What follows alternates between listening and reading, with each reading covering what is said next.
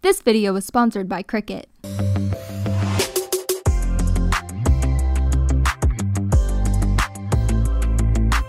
Hey guys, it's Megan, and in today's video, I'll be showing you a few crafts that you can make with paper. I use my Cricut Maker to save time, but if you don't have a cutting machine, stop, don't go anywhere, because all of these projects can be cut by hand. I even made printable templates that you can use as a guide. So with all that said, let's get into the video. The first project that I made were these closet dividers.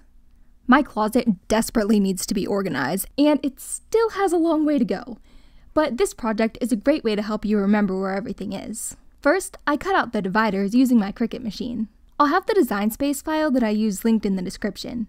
And if you don't have a Cricut machine, I made this free template that you can trace and cut out by hand. I designed mine so that the Cricut would write on them in pen. And again, if you don't have a Cricut, you can either draw the labels on by hand, or you could print something out and glue it on. When I designed this template, I measured the circumference of my closet bar, which was 11 centimeters, then divided that by pi to get the diameter of the circle. And now that I think about it, that was probably the first time that I've used any math above like a 5th grade level since I graduated from high school. Which I think about this a lot actually, like how do they even get kids to learn math now? Because I remember whenever we had to memorize things like multiplication tables, my 3rd grade teacher, she would always say, you're not always gonna have a calculator every time that you go to the store, and like it would be embarrassing if you brought a calculator with you everywhere. And I guess that they could say that you won't always have your phone, but I feel like that's kind of a stretch, unless it gets stolen, which has happened to me before. I went to Peru a few years ago and had my phone and my passport stolen. 0 out of 10, would not go back. Although I still did not need math in that situation, but it would have been helpful if I had actually passed Spanish. Anyways, once I had them cut out, I folded each divider in half and glued both sides together. I just thought that this would help make them a little sturdier. You could stop there, but I decided to laminate these as well. After they were laminated, I cut out each one by hand and used an X-Acto knife to cut out the hole in the center. After that, all that's left to do is hang them in your closet. Let me know in the comments, what is your favorite fall/winter outfit? My favorite thing to wear recently has been some wide or straight leg pants with the Doc Martens, a tank top, and either a cropped sweater or an oversized jacket.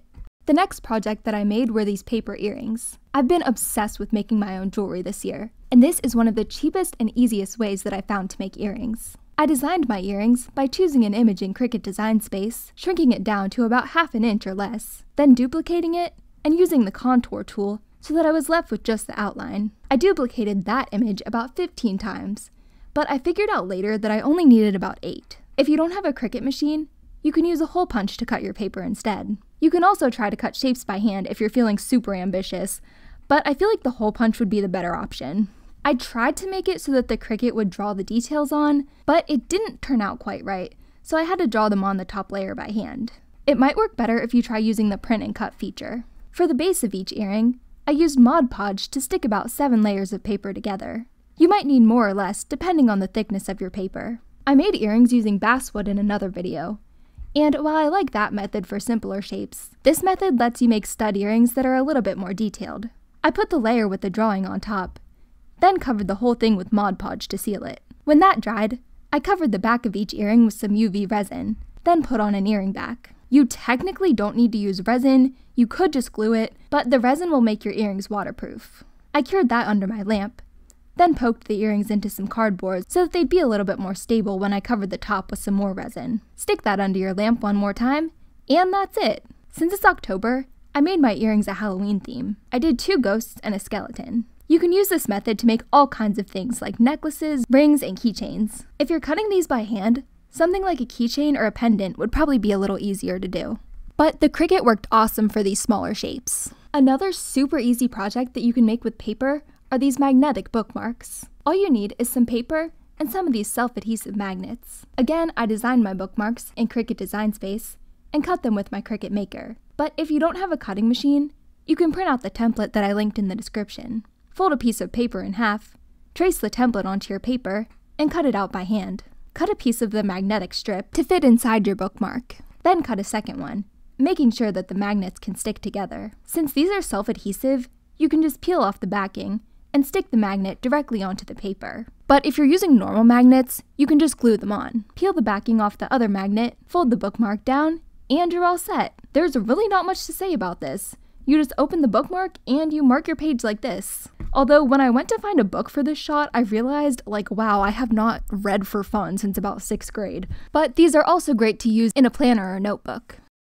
This last paper craft was a little bit more complicated, but the end result was definitely worth it.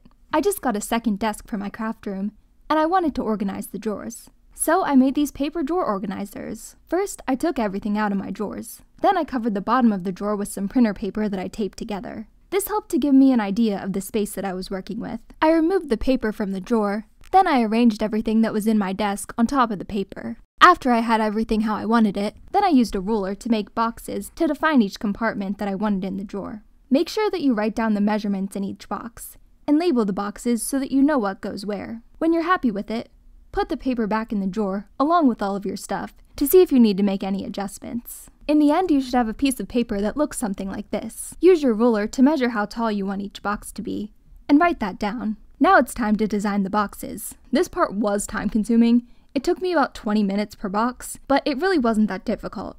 Of course, I designed my project in Cricut Design Space, but if you're doing this by hand, you can follow the exact same steps that I'm showing you here. You'll just draw each shape directly onto your paper. First, take the measurements of your box and subtract 4 centimeters, or 0.16 inches, from each side. For example, this box was 6 5/8 inches by 4 inches, so my new measurements would be 6.465 inches by 3.84 inches. This will be the base of the box. To make the sides of the box, I added a rectangle that was 1.375 inches tall to each side of that first rectangle. If you're doing this in Cricut Design Space, I'd recommend that you make the boxes a different color like I did, so that you can see things a little better. Next, I added another rectangle that was 3/4 of an inch wide to each side. This will be the overlap that gets folded over to make the top of each box a little neater. If you're drawing this by hand, you can just pause here for a second. But if you're using Design Space, go ahead and pick another square, make it a different color, and drag it so that it covers the shapes that we just made. Move this yellow shape to the back. Next, we want to get rid of these 4 corners. I duplicated my blue rectangle and put one on each corner. Then I used the slice tool to cut out the corners of the yellow rectangle. If you're following along on a piece of paper, just cut out the corners by hand. Bring the yellow shape to the back, then go over to Shapes and select Score Line. Add a score line along the red lines that you see here. Then we need to cut the box along these green lines. To do this, I got another score line, went up to Operations, and clicked Basic Cut. Again, if you're doing this by hand, just cut these lines with scissors. But if you're using Design Space, go ahead and hide the blue, gray, and black boxes. Select everything that's left, click Attach, and you're ready to go. I added drawings to the bottom of each box so that I would know what's supposed to go in each one. Fold each side in on the first score line, then out on the second. Repeat this on all 4 sides of the box, making sure to fold in the tabs as well. I ended up cutting a little bit off of each tab, but that's optional. Put glue on these 4 tabs, and fold the paper up into a box. Then put some more glue on the overlap section that we put at the top, and fold that down. Repeat this for the rest of the boxes, and in the end you should have something like this. I probably should have taken into account that this drawer doesn't open the whole way, but otherwise this project turned out even better than I expected. I think I'm going to make some organizers for my vanity next. So that was everything for this video. Again, thank you so much to Cricut for sponsoring this one. This is a product that I genuinely love, and it makes crafting like 100 times easier. If you like this video, make sure to give it a thumbs up and subscribe for more videos just like this one. My merch, my website, and all of my social media will be linked down below. I love you guys so much, and I will see you guys later. Bye!